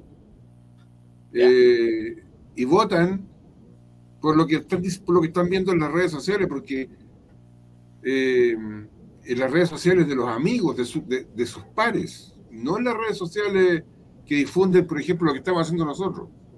Ellos se dejan llevar por lo que hablan los pares. Y si la onda es votar por Boric, votan por Boric. Es porque es onda, es buena onda. Porque Así Boric es buena onda. Y eso es todo, no hay más que eso detrás, creo yo. Mira, este punto de la Roxana es muy bueno. Fíjate, yo lo había pensado, la Roxana me quitó el pensamiento. Dice, esta denuncia levanta el tema del abuso infantil y aún así no se dan cuenta del abuso infantil del Estado en el aula. Eso a mí me llama profundamente la atención. La izquierda, el día de hoy, hace banderas para darle el respaldo a la hija de la Di Girolamo, pero no dicen nada de las otras estupideces que hacen con los cabros en las aulas. Cero. O en el Sename. Bueno, Eso ya es escandaloso, es que es un espanto. El Sename usan a los cabros. Y yo quería agregar un punto de lo que estaba mencionando anteriormente, solamente que gran parte de los temas que se discuten en el Congreso o en programas políticos, en general son temas que son casi de una élite. La gente común, digamos, el ciudadano, el chileno de pueblo, medio, demos el nombre que le queramos dar, en verdad no entiende, tampoco le preocupa mayormente profundizar en los temas, pero no es que sea ignorante, no le interesa mucho. La verdad que en general todos los temas están enfocados casi en una élite. ¿Ustedes creen que los temas de enfoques de género y todo eso a la gente le interesa? No le interesa. El tema es que solamente reaccionan cuando se ven afectados, cuando les toca a ellos. Y que lamentablemente eso en nuestro país es como lo cotidiano. No me preocupo, no me interesa, no estoy ni ahí, pero si a mí me afecta, recién ahí surge la preocupación. Y ahí suele ser muy tarde. Es muy difícil en nuestro país poder accionar y mover. Por eso nosotros lo que estamos haciendo con este paro nacional de padres y apoderados tiene sus buenas complejidades, sus contradicciones también. Y es como decir, sacar al pizarrón demuestra que muchos están repitiendo, que muchos nos dan el ancho porque implica atreverse, tener cierto coraje, y algunos no van a arriesgar lo que tienen porque están con la calculadora en mano de los efectos y considerando que en un año más hay elecciones para los parlamentarios. Entonces, no todos tienen ese desenfado para decir, bueno, vamos a defender la verdad, vamos por la verdad en sí, no por el premio que pueda reconocer. Entonces, cuando existe ese enfoque o esa manera de ver la vida, nos resulta que todos están paralizados. La gente que recién alguien decía que, no sé si era Francisco o Pablo, o no me acuerdo cuál de los panelistas, decía que la gente está como impávida, como que no reacciona. Pero yo les pregunto, si ustedes vieran que si ustedes reaccionaran en algo cambiase, tal vez se incentivarían a interesarse. Pero la gente no se interesa porque ya se dio cuenta hace mucho tiempo, muchos años que se dio cuenta, que nada cambia. Aunque ellos se enojen, se pongan patas para arriba, no voten, hagan lo que hagan, nada cambia. Todo sigue igual. Pero hay que seguir perseverando. Hasta que no cambies el sistema. Claro, pero Jorge, sí, yo estoy de acuerdo con eso, pero lo que yo estoy tratando de explicar es que por qué la gente no está interesada en lo que pasa en la política. Está desencantada. No quiere hacer la pega.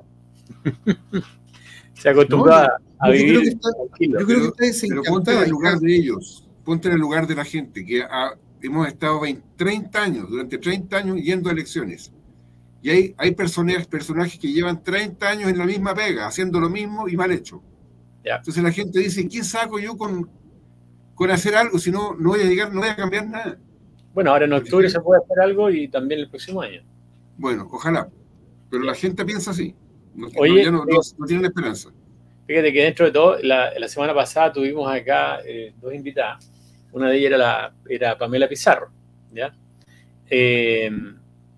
Y estaban con el asunto este de la modificación a la ley Zamudio, que es la que aquí está hablando Daniel en este momento, y nos contaba que los congresistas, más del 97% no tenían idea cuáles eran las modificaciones y estaban por votar la semana pasada.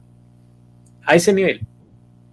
O sea, si el público, si el votante no hace de esto, de replicar lo que se dice en estos programas o en las redes sociales por gente como Pamela Pizarro, Francisco, Daniel, si no lo replican, los políticos que están en el Congreso nunca van a hacer absolutamente nada. Ahora, Francisco, explícanos, ¿de qué se trata eso que está hablando ahí Daniel? Abuso sexual infantil sin contacto. A ver, lo que pasó en Arica, te lo reflejo como es un abuso infantil sin contacto. Ok. Eso con ese ejemplo te lo puedo reflejar mejor. Pero es un abuso infantil exactamente igual. Yeah. Exactamente igual. El problema es que el niño se ve sometido a imágenes que van a ser perturbadoras, que van a quedar fijadas y van a generar un daño irreversible. Reconocemos que los niños, por ejemplo, a los 10 años, hay niños que son más adelantados que otros, y hay otros que son, digamos, más regalones, más pollitos, más inocentes, más hijos de los papás los protegen más. Entonces, están en niveles desiguales en cuanto al desarrollo cognitivo del entorno. Y esta gente viene y rompe eso. Ya. Entonces, Pablo,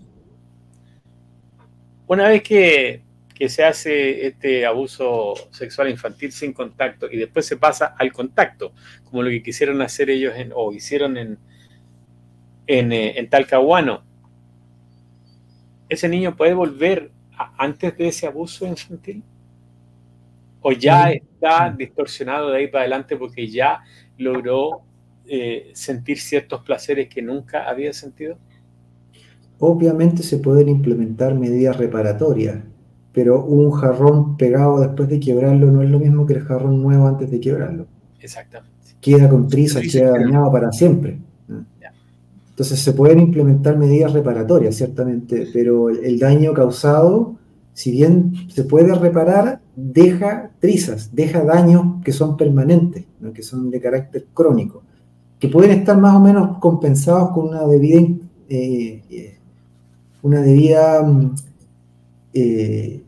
intervención terapéutica, clínica, de psicología y psiquiatría infanto-juvenil, pero, insisto, no es lo mismo un jarrón pegado después de estar roto que un jarrón nuevo.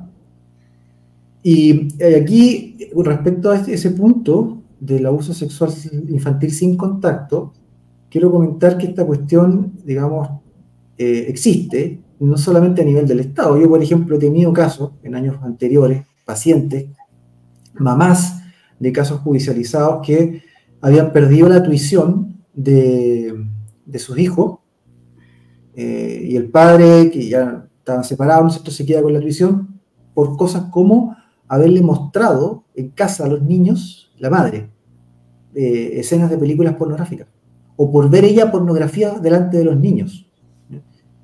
Y el factor común que tenían esas madres, además de ciertos rasgos de personalidad bien peculiares, era estar alineadas con el progresismo, porque todas consideraban que eso era un hecho natural y liberador para el niño. El punto del daño que se le genera al menor por algo así tiene que ver con lo que mencionaba Francisco hace un momento, hace un buen rato atrás, cuando habló del caso de Alfred Kinsey, ¿no? Y de cómo él, en el fondo, hizo experimentos con niños también, no solamente con adultos. ¿Recordaron ustedes a Sigmund Freud, el nacimiento del psicoanálisis a fines del siglo XIX, principios del XX? Fue Sigmund Freud el que descubrió por primera vez, ya más de 100 años atrás, que los niños tienen libido, que los niños tienen un impulso sexual. Lo tienen. Un bebé recién nacido lo tiene. Tiene zonas erógenas. El niño es capaz de recibir estimulación. sexual y experimentar placer, porque el cuerpo tiene los receptores físicos, están ahí, y está el cerebro también, y el sistema nervioso, que es capaz de generar las reacciones dopaminérgicas de placer en el cerebro. Entonces tú puedes hacer eso, y de hecho hay bebés y niños pequeños que se masturban naturalmente, de forma espontánea. Pero ¿en qué consiste el proceso civilizador? El proceso educativo entendido en sentido amplio. El proceso civilizador consiste en sacarnos del estado de naturaleza, que es como venimos al mundo, como salimos del vientre materno, y conducir los instintos y los deseos, las inclinaciones corporales, exacto, y encauzarlas. Pero ¿cómo se las encausa? Por medio de la implantación del mecanismo de la represión, que posterga la satisfacción de ciertos deseos para otras etapas, más adelante, o para otros momentos. Reprime los impulsos, en el fondo los retrotrae al inconsciente, los mantiene ahí comprimidos, reprimidos como una represa que contiene el agua, ¿no?, en el inconsciente, para que luego el niño pueda desarrollar una estructura de personalidad normal, equilibrada, sana, al haber reprimido la libido, al haber mantenido en contención esa búsqueda compulsiva del placer físico, para que la energía psíquica disponible por medio de la represión se canalice, se encauce, se vaya poco a poco sublimando por medio de la educación y la cultura, para que se desarrolle en el individuo, y luego, por resultado multiplicativo en la sociedad, ¿qué cosa? La civilización. Para que salgamos del estado salvaje, ¿no? El primer mecanismo de represión que conocemos, ¿no es cierto?, es la contención de los esfínteres, cuando se nos enseña a aguantar para antes de ir al baño avisar, ¿no? Un bebé no puede hacer eso, pero los niños de a poquito empiezan a aprender eso, y a los 2 años ya un niño ya es capaz de dar aviso de a poquito, ¿no es cierto? Eso va progresando y aumentando gradualmente, no es de golpe. Otro de los impulsos que se reprimen tempranamente es la masturbación, y por eso los padres le dicen al niño que no se toque. ¿Sí? Antes que siga, yo no sé si, prejuicio mío, pero yo cambiaría represión por control o autocontrol en base a una educación que te va orientando y te guiando, porque represión es cuando tú reprimes un impulso que estás consciente de él, pero en un niño, en un bebé, no está consciente, por lo tanto, en su etapa hay un control guiado por los padres, y aparte que las actividades que él realiza lo alejan de esa parte porque no la necesita aún. Represión es un concepto clínico en psicología, no se puede cambiar, ¿ya? Y se refiere a un mecanismo de defensa, no se refiere a la represión policial o la represión, no sé, pues de cualquier organismo del Estado, no es eso, no hay que entenderlo así, ¿ya? Represión es un mecanismo de defensa, de contención interna, es un mecanismo intrapsíquico, se llama así, todos los psicoanalistas le llaman así, ¿ya? Y se refiere justamente a la capacidad que desarrollamos en la temprana infancia poco a poco, pero que ya un adulto tiene que tener bien desarrollada para contener nuestros propios impulsos, instintos, pulsiones, deseos, y eventualmente o postergar su satisfacción o encontrar una manera aceptable en sociedad para satisfacerlo, o simplemente postergarlo en el tiempo si fuese también necesario aquello. Y ese mecanismo de contención interna se conoce como represión en psicología. Es un concepto que está en cualquier manual de psicología, ¿ya?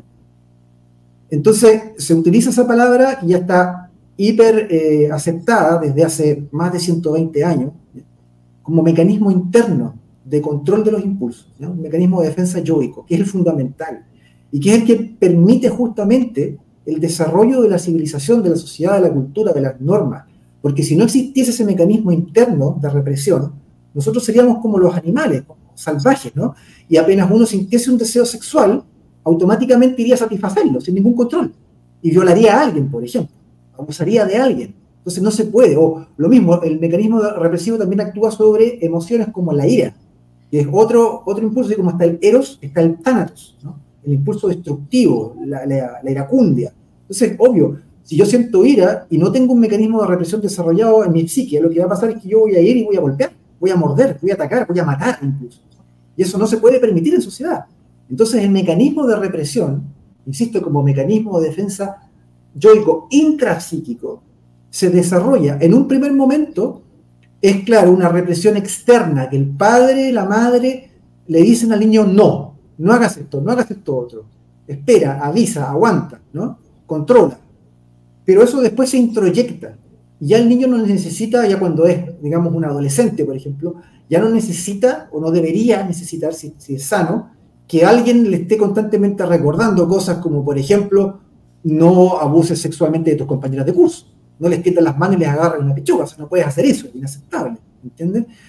O no llegues y te hagas en los pantalones, porque tienes que ir al baño primero, tienes que llegar al lugar adecuado, tienes que reprimir ese impulso. Bueno, la cuestión es que otro de las pulsiones que se reprimen tempranamente es el toqueteo, que el niño se toque, se manosee las zonas, las partes íntimas, que tenga conducta masturbatoria, eso es, ¿no? Justamente porque gracias a la represión de esos impulsos naturales del niño, se evitan males muy grandes. Gracias a que aprendemos a contener los impulsos sexuales, los impulsos destructivos también, la ira, ¿no? Se puede desarrollar una personalidad equilibrada que es compatible con la vida colectiva en sociedad. Y eso hace posible la civilización, que nos salgamos de la selva, de la ley de la jungla, de yo me meto con cualquiera, le agarro el trasero a cualquiera, ¿no es cierto? Le doy rienda suelta a mi ira, golpeo, insulto, grito, mato a alguien, violo a cualquiera. No se puede. Eso sería inviable, ahí no hay sociedad posible, sería una guerra de todos contra todos. Entonces, los mecanismos represivos en la temprana infancia son fundamentales, no solamente para estructurar una personalidad equilibrada y libre de patología, es fundamental además para conseguir la estabilidad de la sociedad y la posibilidad de una vida en civilización, una vida civilizada, ¿no? Por lo tanto, el control, la represión temprana de la sexualidad infantil que está ahí, ¿no?, es fundamental para que podamos vivir en paz, para que podamos tener una sociedad, una cultura y una civilización. Hubo un antropólogo social llamado Joseph Unwin, que en los fines de los 30 hizo una serie de estudios antropológicos y etnográficos de sociedades primitivas, pero muy primitivas, ¿eh? Sobre todo sociedades ahí como de la Polinesia, de la Micronesia, de estas islas del Pacífico, y observó que mientras menor nivel de represión sexual en esa sociedad, menos posibilidades tenían de desarrollar tecnología y civilización y cultura. Mientras que en las islas donde había mayores niveles, en esas tribus, mayores niveles de control de la sexualidad, de los niños y de los adultos, ¿no?, tendían a tener mucho mayor desarrollo de la alfarería, a veces de la metalurgia, de la artesanía, de ciertas técnicas especializadas de pesca y caza. Tenían además ciertos sistemas primitivos, pero de leyes consuetudinarias, ¿no es cierto? Tenían un desarrollo de la cultura y de la religión más elevado, y ocurría lo inverso, si es que no había mecanismos de represión y se permitían muchas cosas, ¿no?, en temas de sexualidad desde temprano. Y la cultura quedaba reducida a un mínima minimorum. Entonces, ahí quedó demostrado, digamos, una tesis que ya había planteado Sigmund Freud antes, ¿no?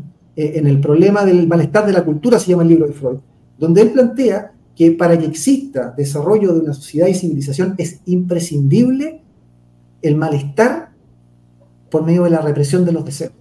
Si no se reprime, si el niño no aprende a reprimir los deseos, y ante todo el impulso sexual, no hay civilización posible, ninguna, ¿no? Entonces Joseph Unwin se traslada a estas islas para probar la tesis de Freud por medio de la observación etnográfica, y lo comprueba efectivamente, y ahí escribe un famoso libro que se llama Sexo y Cultura, digamos. Los dos libros que mencioné son muy recomendables para entender esto, digamos, de fondo. Y entonces, ¿cuál es el proyecto de la nueva izquierda en este marco? Disolver precisamente aquello que hace posible cultura y civilización para volvernos al estado de salvaje, al estado de naturaleza. ¿Y cuál es el objetivo o el foco principal de ese accionar? En este momento, leyes como la ESI, abusos sexuales infantiles como los que están ocurriendo en el país en algunas escuelas, en el fondo, disolver la necesidad que todo padre y madre sabe instintivamente que tiene que implementar, ¿no es cierto?, de reprimir los impulsos sexuales eróticos del niño. Porque de lo contrario queda la crema. Le hacen un tremendo daño al menor. Un daño que, como planteaba Juan, en el fondo es irreparable, se puede contener, se puede compensar, pero nunca va a quedar bien realmente. Eso le va a pasar toda su vida y se va a traspasar obviamente a sus relaciones de pareja, a su matrimonio, luego a su propia paternidad o maternidad, a su vida sexual íntima, que va a quedar dañada, llena de complejos, llena de taras, llena de sufrimiento.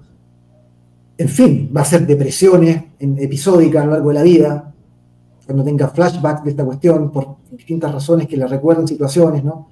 Va a tener muy mal manejo del propio estrés. Entonces, es un daño que finalmente es muy, muy prolongado, tiende a ser crónico, ¿no?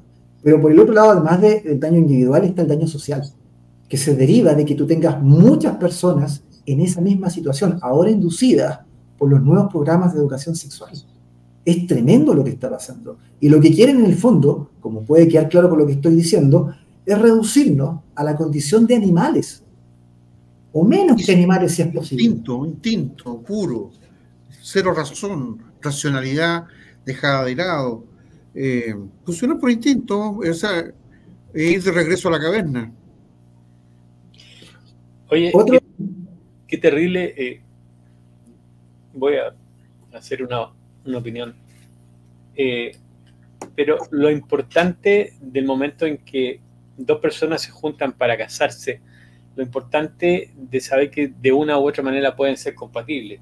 Porque hay un dicho, están diciendo por ahí, que el líder de un país largo y angosto que está en el hemisferio sur de la Tierra es hijo de un demócrata cristiano y de una Schoenstatt.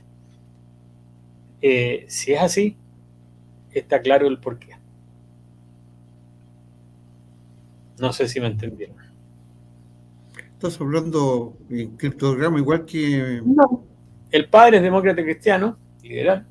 La madre es Schoenstatt, parte de Schoenstatt, y es lo que sacaron. Así de simple. Hay muchos casos de hijos hoy día, las nuevas generaciones, ¿no?, que tienen historias más o menos parecidas, similares. En política, de hecho, hay harto de eso hoy día, porque la base social cristiana que tiene, digamos, toda la política chilena es innegable. Y los distintos partidos y movimientos desde la izquierda socialista a la derecha con la UDI o republicanos, ¿no?, tiene esa matriz, tiene esa base. Y también la comparte gente como Sebastián Piñera, que en el fondo también es de familia demócrata cristiana, ¿no es cierto? Y el caso de Boric es lo mismo, también viene esa misma matriz social cristiana. Pero algo pasó entre medio. Algo pasó. Recordemos de partida los escándalos de la iglesia, que se vino abajo, ¿no es cierto?, justamente con el tema de la pederastia, la pedofilia, de lo que supimos, de lo que realmente es ese escándalo. Yo creo que es la mitad o menos. Y cuando empiezan a levantar la cabeza, aparecen estas fundaciones, que no es como la nuestra. Pero Pablo, o sea, en la iglesia sí, efectivamente ocurrieron cosas, pero fue la oportunidad para amordazar, silenciar definitivamente en la iglesia, porque hoy día la iglesia podría haber dicho, ok, asumimos nuestros pecados, los que cometieron, los que fallaron, están fuera, están castigados, entregados a la justicia, y la iglesia sigue con su labor pastoral y sigue adelante. En cambio, hoy día tenemos... que eso fue lo que no pasó, pues, Francisco. ¿Ah? Pero eso fue lo que precisamente no pasó. Porque los culpables no fueron entregados a la justicia, fueron enviados a monasterios, los cambiaron de diócesis, de país para ocultarlos. Eso empeoró el problema. Hoy día tendríamos una iglesia capaz de levantar la voz y liderar. Y eso no sucede. Mira, solamente para mencionar, en 2 ocasiones, nosotros como ONG Padres Objetores, contamos con el apoyo para 2 actividades con apoyo de la iglesia. Y bastó que el obispo coordinara con los colegios que dependían de ellos para la actividad, y nosotros tuvimos 2 actividades con 700 y 800 apoderados sentados. O sea, el poder de convocatoria lo tiene la iglesia, absolutamente lo tiene, pese a todo lo tiene. Nosotros lo palpamos en 2 colegios, uno en San Felipe y el otro en Buin. Entonces, sabemos que se puede hacer. Lamentablemente la iglesia lo que hizo O sea, no hizo lo que debió hacer. De lo contrario, hoy día tendría la altura moral para poder en nuestro país liderar y decir lo que o criticar abiertamente. Hoy no lo puede hacer porque está atrapada en su propio paradigma. Así es. Y lamentablemente esa caída en Chile ha sido muy poco dimensionada en sus alcances, ¿no? Cuando cae la Iglesia en estos escándalos, cae el único baluarte moral que tenía el país a nivel cultural, y eso propició justamente toda esta debacle que creía tener. Sí, pero al menos en la fachada la Iglesia cumplía un rol, sí, un rol como de baluarte moral, finalmente, que hacía que la gente más o menos se comportara y tuviese algún sentido de la vergüenza, ¿no? Pero una vez que ven que los curas, los obispos, los arzobispos, están todos metidos, hay verdaderas redes de pedofilia que llegan hasta Roma, con escándalos como los que ocurrieron en los aposentos de cierto obispo, ¿no es cierto?, y de ciertos secretarios vaticanos, que tenían fiestas homosexuales, con drogas, ¿no es cierto?, con prostitutos, muchos de ellos con edades bien dudosas, ahí mismo, en la ciudad del Vaticano, ¿no? Cuando se supo todo eso, y en vez de haberlos entregado a la justicia, los cambiaron de diócesis o de país, o los fueron a esconder, como varios curas acá en Chile, a un monasterio, y les dieron 30 Ave María de castigo, ¿no es cierto? Todo eso produjo un efecto en Chile y en Occidente terrible. Deserción. O sea, exacto, pero y más que deserción, desilusión, desencantamiento, cinismo, sí. Cinismo en el sentido etimológico y yendo al diccionario, digamos, ¿no? De esta cosa que ya es actuar como perro, de quinos, no sinos, bien ahí viene cinismo, de actuar como un perro, que ya no te importa nada, como que ya el bien y el mal te son indiferentes, ¿no? Y finalmente cae ese baluarte que puede ser, claro, como dice Juan, una pura fachada, pero ahí estaba, ¿no? Servía como de norte, como de orientación moral, y al desaparecer esa orientación normativa de la sociedad, lo que ocurre es que todos los sujetos, los individuos, entonces, caen en la anomia y dicen, bueno, pero si hasta los supuestos santos, ¿no?, los hombres más nobles del clero, eran un grupo de criminales pederastas, nosotros, ¿qué íbamos a hacerle caso a esta cuestión de la moralidad, del cristianismo, del evangelio? Chao con todo, y nos dedicamos a vivir la vida y a gozarla. Y eso significó un degradamiento ético tremendo en Occidente, y Chile lo ha padecido desde entonces, desde los escándalos del cura Tato para adelante, o de la parroquia El Bosque, y todo lo que ocurrió el 18 de octubre, con la inmoralidad que vimos, con la desfachatez y la sinvergüenzura, gente saqueando hasta farmacias de barrio donde la señora compra sus medicamentos para la hipertensión o para la diabetes, sin lo cual no puede vivir, ¿no? Y que les importó un carajo, que después de saquearla la quemaron. Hicieron lo mismo con las iglesias, no lo olvidemos, ¿no? Con las iglesias, justamente por esto que había pasado antes, que ya nadie la respetaba. Hicieron lo mismo, ni hablar con los supermercados, universidades, bibliotecas, centros culturales, hasta el Museo de la Violeta Parra, que es de ellos mismos, la quemaron. O sea, ya una cosa pero apoteósica, una orgía de violencia, de anomia total, de criminalidad. ¿Y cómo fue eso posible? Porque al menos la fachada y los referentes morales, unos años antes ya habían caído. Entonces Chile ya no tenía nada que aferrarse. Y el pueblo se degradó a tal punto que se convirtió en animal.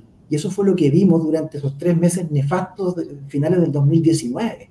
Unas masas de hienas salvajes, ¿no es cierto?, dispuestas a matar a todo, a saquear, a robar, a quemar. Da lo mismo, ¿no?, a reventarle una molotov en la cara a unas mujeres carabineros ahí en la plaza Baquedano. Todo da lo mismo, porque ya no había moral posible, debido a que los representantes de la moralidad y de la trascendencia ya no existían. Entonces, la gente en esta época materialista, atea y escéptica no se da cuenta de la tremenda importancia medular, espinal que tiene la religión, cualquiera que ésta sea, pero la religión para el sostenimiento de una cultura, de una sociedad, de una civilización.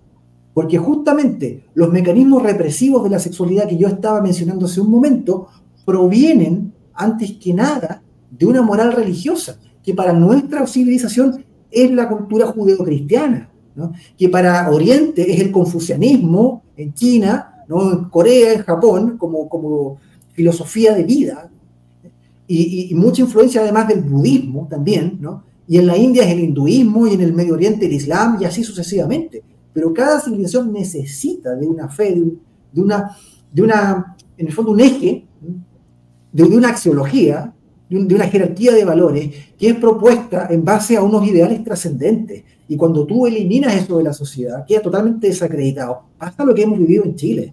Entonces Quedamos nosotros no vamos a poder desconectados. reconstituir la cultura sin reconstituir antes el valor de la religiosidad.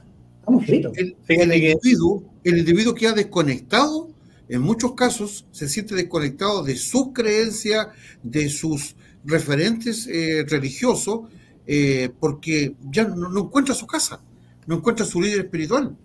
Entonces, en esa desconexión, evidentemente que la gente camina sin rumbo, sin orientación, ya no hay nada. O sea, si antes tenía referencias sobre el pecado, sobre el pudor, hoy día, ¿de qué pudor me hablas?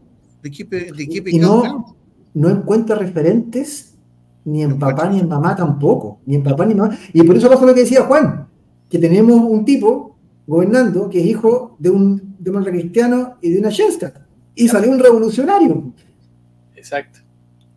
Exacto. Oye, Pablo, cuando estabas hablando recién, perdón, cuando estabas hablando recién sobre refiriéndote a la iglesia y la decadencia de la iglesia, me pareció que calzaba perfecto si hubiéramos hablado sobre con el mismo contenido de tu relato sobre la política chilena. Yo creo que calza perfecto, es un espejo. La iglesia y la política están como en el mismo plano.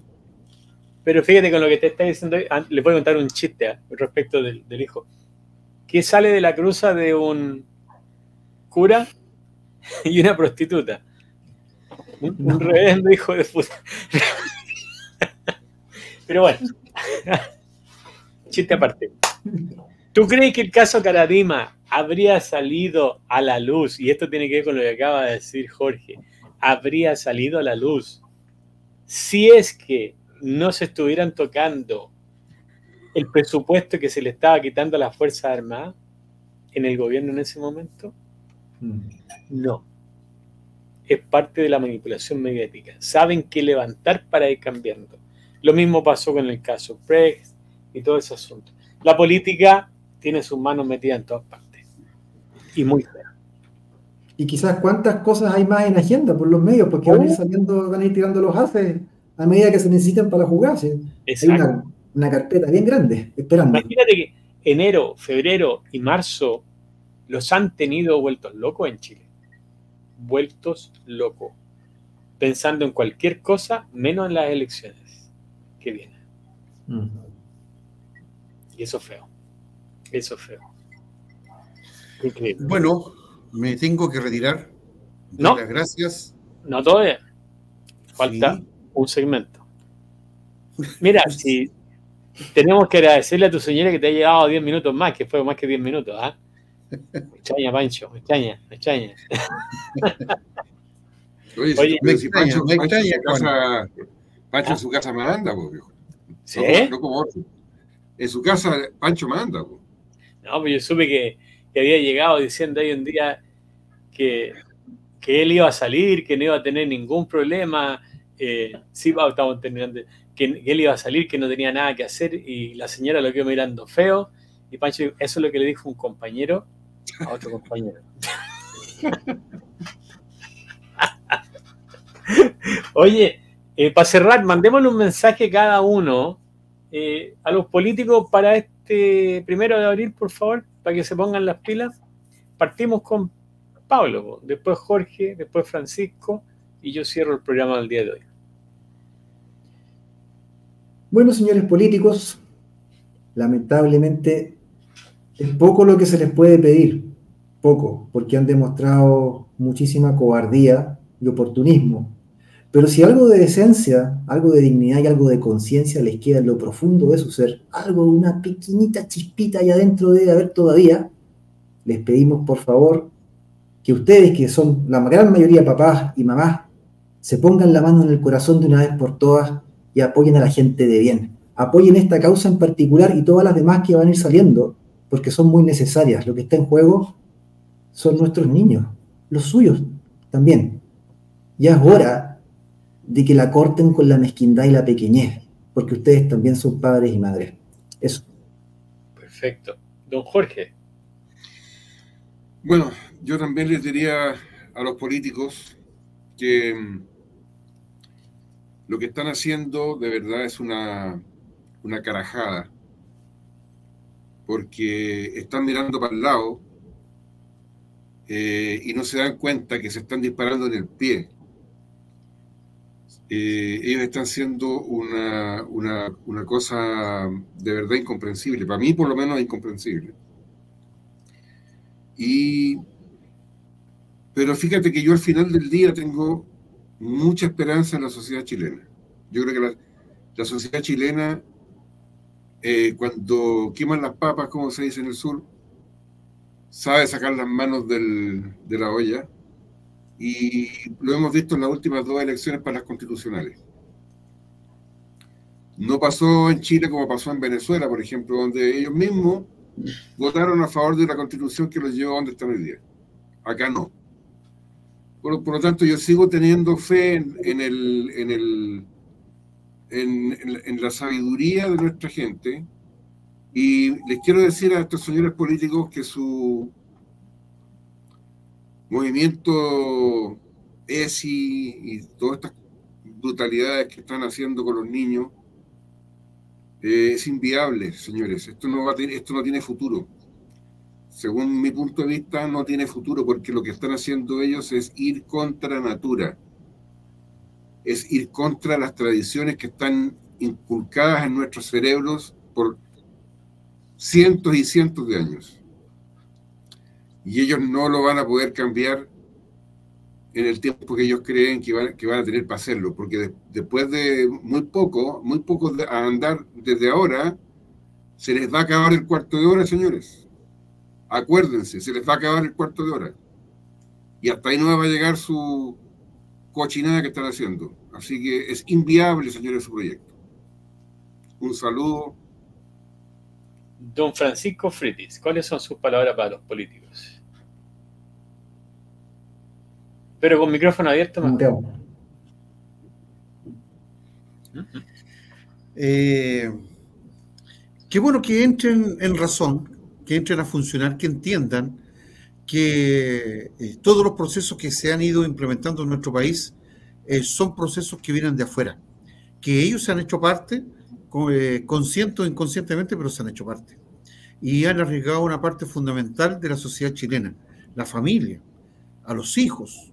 Entonces, entendiendo de que por ley de los ciclos, la historia es cíclica. Y hoy estamos pasando por un periodo de materialismo ateo, pero profundo, que puede ser mucho más largo o más corto. Depende de nosotros, los ciudadanos. Y por esa razón, hoy nos hemos unido, padres objetores, con Chile no te metas, Daniel Rosas, Cecilia Freire, Roxana Rojas, algunos de los que puedo mencionar ahora, que nos hemos jugado en esta causa y que estamos trabajando abiertamente por hacer este llamado a los padres para que este lunes sea el día del paro nacional de padres y apoderados. ¿Y en qué consiste? Simplemente no mandar a tu hijo a clases. Queremos que este primer llamado tenga éxito y nos hemos jugado por esa posibilidad. Y por eso te doy las gracias a ti, Juan, a Jorge y a Pablo esta noche por la buena conversación, por el apoyo recibido, y nosotros necesitamos sumar más apoyo, así que a través de este programa invitar a todos los youtubers que les interese ser parte de este movimiento, que siento que a mí hoy, y lo conversaba con Daniel temprano, nos da la alegría en el sentido de que nos hemos sentido nuevamente motivados, vitalizados, porque pese a que hemos tenido varios, digamos, decepción, entre comillas, esperábamos apoyo donde no llegaron, etcétera, es como que se nos sumó más adversidad, y esa adversidad nos hizo bien, nos agilizó la imaginación, nos motivó a esforzarnos más, a usar nuestros recursos para alcanzar la meta. Así que gracias, buenas noches, un abrazo grande para todos, y que el lunes tengamos un día de satisfacción del deber cumplido, para que todos los padres de todos los colegios de nuestro país también tomen en cuenta esto. Pues tal vez no puedan dejar de mandar a su hijo, pero que nos hagan saber que ellos sí nos apoyan, que están de acuerdo. Estamos en todas las redes sociales, basta que nos busquen y nos van a encontrar. Así que vamos que se puede, dejen a los niños en paz y, como dice atrás, somos resistencia, los ciudadanos padres y abuelos en Chile.